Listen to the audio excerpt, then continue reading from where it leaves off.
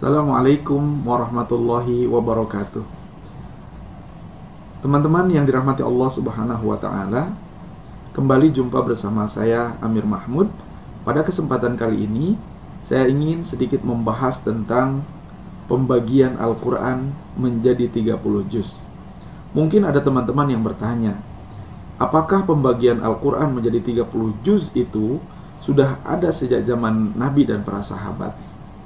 Kalau belum ada, sejak kapan pembagian Al-Quran menjadi 30 juz itu direalisasikan?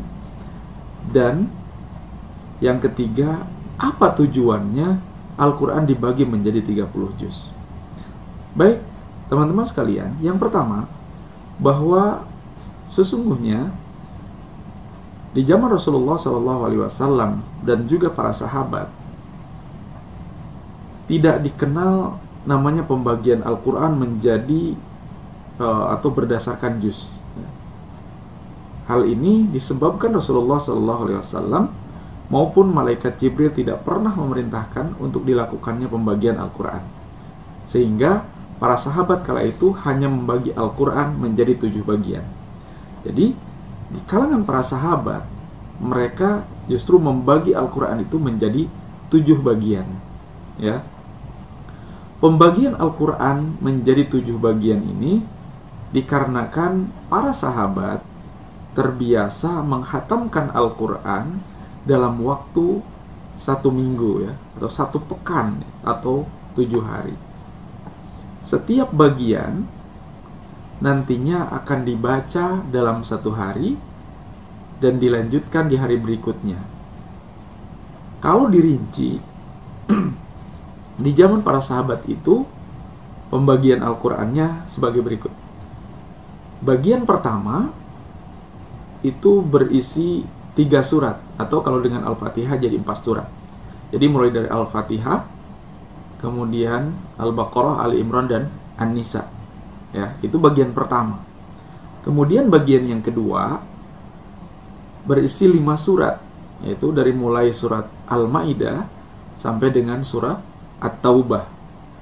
Kemudian bagian yang ketiga berisi 7 surat, yaitu dari surat Yunus sampai dengan surat An-Nahl.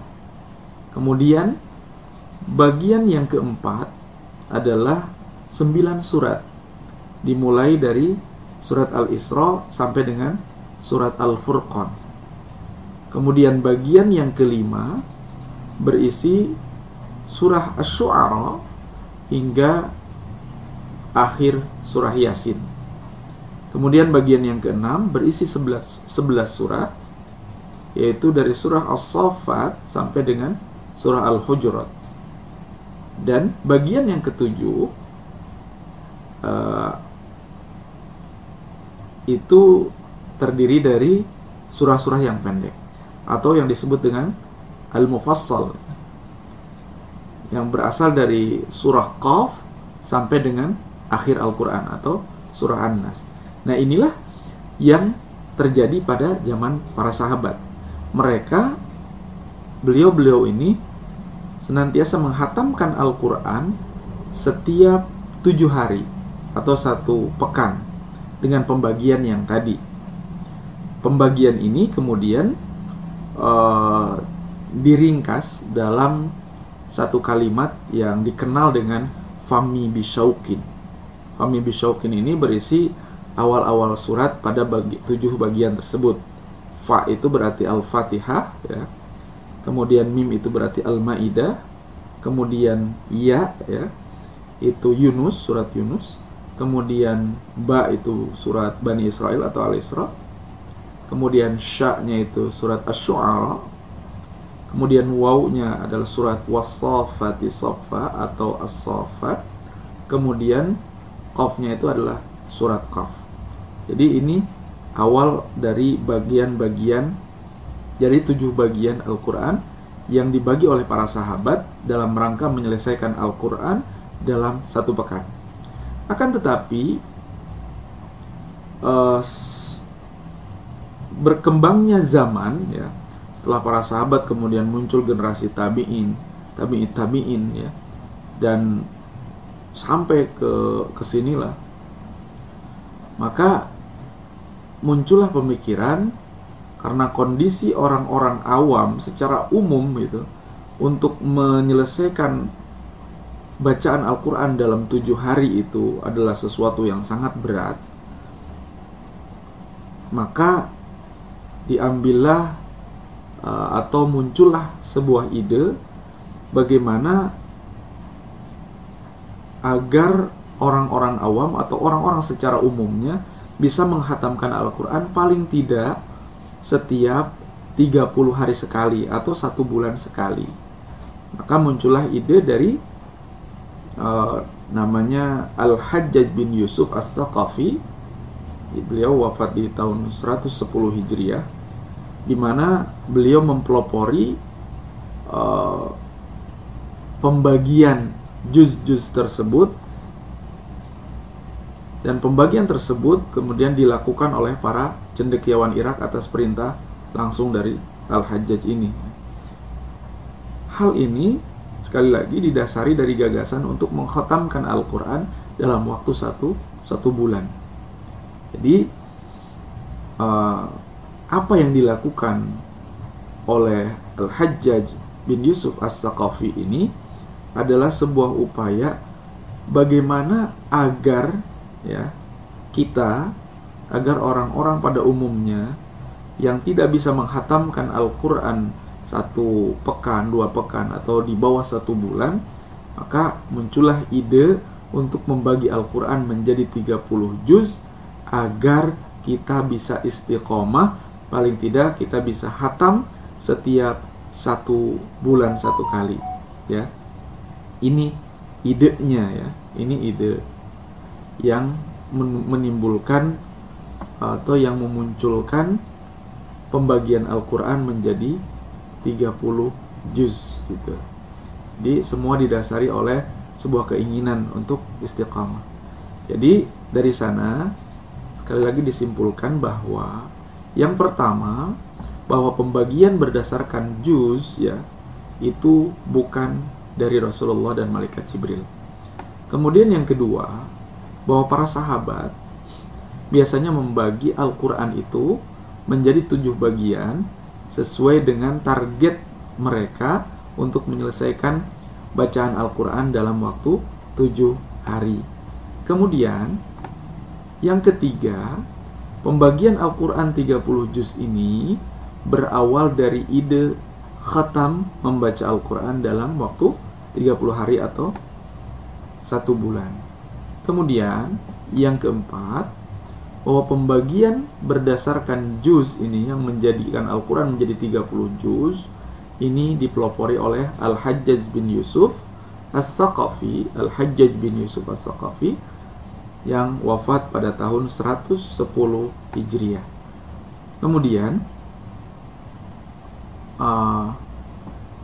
bahkan ya, setelah pembagian 30 juz ini juga ada juga pembagian berdasarkan hizib. Jadi dari setiap 1 juz itu nanti dibagi lagi, ada hizib ya, yaitu setengah juz. Nanti setengah juz ini dibagi lagi menjadi 1/4 juz. Jadi ini semua pembagian-pembagian ini adalah untuk memudahkan ya, untuk memudahkan kita berpedoman bagaimana caranya khatam Al-Quran dalam waktu 30 hari. Bahkan kalau sekarang ini dalam Al-Quran standar gitu ya, Al-Quran standar yang itu berasal dari Al-Quran Madinah yang berisi 15 baris dalam setiap halaman, maka didapatlah setiap juz itu, kalau dibagi 30 juz, setiap juz itu menjadi 20 halaman ya, menjadi 20 halaman. Dari 20 halaman itu, maka ketika kita ingin menghatamkan Al-Quran dalam 30 hari, 1 hari 1 juz, berarti tinggal kita membaginya ke waktu-waktu sholat. Entah itu mau dibaca setiap ketika kita dalam sholat bagi yang hafal, atau kita membaginya setiap selesai sholat paling tidak Kalau 20 halaman dalam satu juz berarti dibagi 5 waktu sholat, maka 20 bagi 5 adalah 4 halaman. Jadi setiap selesai sholat, paling tidak untuk memudahkan kita menghatamkan Al-Quran selama 30 hari, dan 1 juz dalam 1 hari adalah setiap selesai sholat kita membaca 4 halaman atau 2 lembar. Sehingga 5 waktu sholat itu kita sudah bisa menyelesaikan 1 juz dalam 1 hari. Dan ini tidak memberatkan. Paling tidak, paling lama itu membaca 4 halaman itu kita menyediakan waktu setiap selesai sholat mungkin sekitar 10 menit saja udah cukup gitu ya. Nah, ini adalah cara atau triknya bagaimana kita bisa menyelesaikan atau menghatamkan Al-Quran setiap 30 hari sekali gitu ya. Nah, kemudian catatan berikutnya adalah apakah pembagian 30 juz ini kemudian disepakati oleh seluruh ulama? Memang ada kritik-kritik ya, banyak ulama yang mengkritisi pembagian mushaf berdasarkan juz ini ya. Di antaranya adalah Ibnu Taimiyah dan Imam An-Nawawi. Para ulama itu mengkhawatirkan bahwa si pembaca yang menyelesaikan atau memulai bacaan pada kalimat yang tidak sempurna dan bahkan bisa mengubah makna yang dikandung dalam ayat-ayat yang dibaca.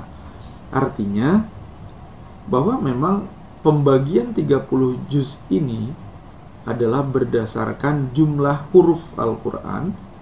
Sekian jumlah huruf Al-Quran dibagi menjadi 30 bagian sehingga didapatkanlah per juz itu berapa huruf gitu. Sehingga setiap awal juz atau akhir juz itu tidak mesti satu kalimat yang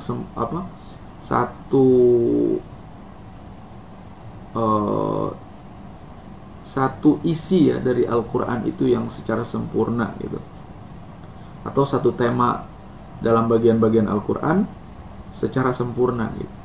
Bahkan ada yang berhenti di akhir juz itu adalah justru baru 2 ayat dari awal surat misalkan.